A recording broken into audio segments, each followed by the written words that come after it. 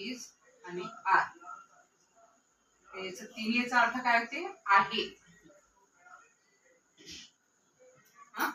आता कोणत्या वेळेस काय लावायचं? सब्जेक्ट माहिती आहे ना, म्हणजे सब्जेक्ट म्हणजे कर्ता. कधी पण आय असला तर आपल्याला कधी पण काय लावायचं आहे? कधी एमच लावायचा आहे. आय असला तर एम. आणि इज कधी लावायचं आहे? ही, शी, इट. आणि एखाद्या मुला मुलीचं नाव आलं तर इजचा यूज करायचा आहे. आता काय ना, ही, शी, इट. इट हे कायच्यासाठी होते? एकच प्राणी असेल, प्राणी आणि वस्तू. प्राणी आणि वस्तूसाठी कशाचा यूज होते?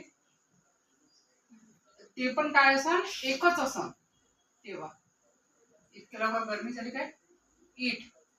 आणि मुला मुलीचं नाव असेल, एनीवन नेम. कोणाचं नाव असेल तर आपल्याला कशाचा यूज करायचं? हे सगळं असलं तर इज. त्यानंतर आरचा यूज कधी करायचा? जेव्हा काय असेल? यू असेल. यू असेल, वाय ओ यू. यू असन, वी असन आणि दे असन. यू म्हणजे तू, वी म्हणजे आम्ही, दे म्हणजे ते. जास्त लोक असन तेव्हा कशाचा यूज होते? आर. समजलं? आयच्या बिंग भर. आता याच्यावर आपण सेंटेन्स कसे करायचे आता ते पुढे पाहू आपण. मी आंबा खात आहे. ही क्रिया काय आहे? चालू आहे. हे काय म्हणतात? प्रेझेंट कॉन्टिन्युअस.